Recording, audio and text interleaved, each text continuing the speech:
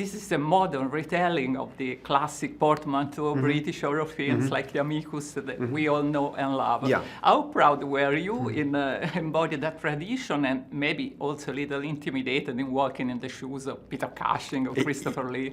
I was very pleased to be making a film that was anything like those, because I'd worked with Andy Nyman.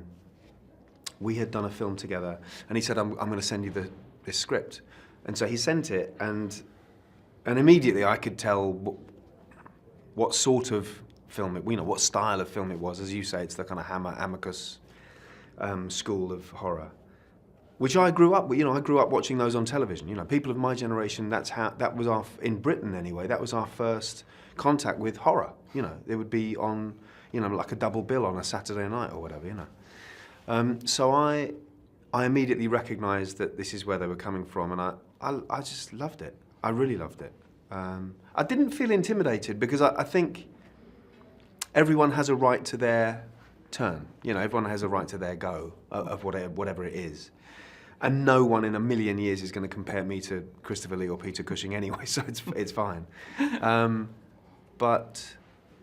Yeah, the whole thing, from the script to the shooting of it to when I finally saw it at a screening, was just a joy. It was absolutely joyous because Andy and Jeremy have this in their soul. They really, it's part of their DNA, this kind of film. So. Yeah, and this is amazing also because it was born as a play, as a theatre play. Yeah. Did you see the play before doing the film? I didn't know. I think the play was on.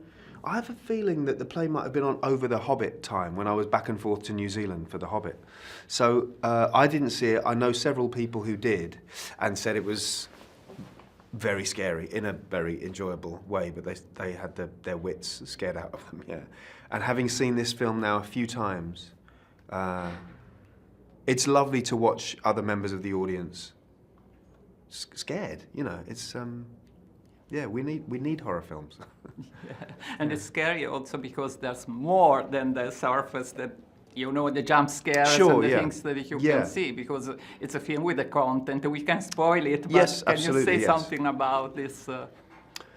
Well, I mean, it's like those original films that we're talking about. The greatest horror in them is in oneself. It's almost always psychological, horror. It's more interesting than anything else, I think. The disproving of ghosts or the proving of ghosts or the super, all those, that's fine. But the real horror, everything that is within, the devil, God, everything that is within us is the real interesting stuff, I think. Yeah. And that is contained in this film. Absolutely.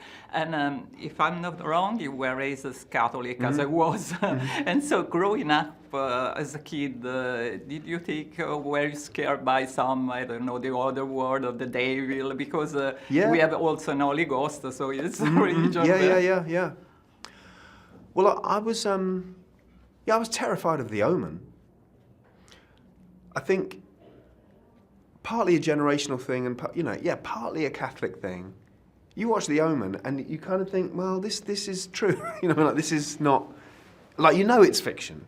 And I was allowed to watch it, and it was kind of an enjoyably frightening thing. But I show The Omen to my kids, and because I haven't brought them up really in any faith, I don't think, it's scary, but it doesn't have the same terror, like actual terror, because I'm not sure that they really believe in the devil anyway. Do you know what I mean? I think if you brought up with the belief that there is a devil, and then you see a very, very well-made film about the devil, that's pretty fucking scary. And I think so. You can see the craft of The Omen as a film is still intact. It's still a really good film. But I think if you haven't had that backstory in your upbringing, or if you just don't have that belief system, it doesn't pack the same punch. I was almost sorry that I hadn't brought my kids up as Catholics when I showed them The Omen, because I thought, I want you to be really terrified of this. And they were just scared instead of rigid with fear. I understand you. For me, it was The Exorcist, and it was Yeah. the same with my daughter. Yeah. Because she doesn't believe, and Right. so it's different. Yeah. Just one little thing. So your character, you can spoil it, but it's Mike Priddle. Yeah. It's Riddle. Yeah. How fun was to work on this character? It was already in the play. Yeah, I think so. Yes, I think so.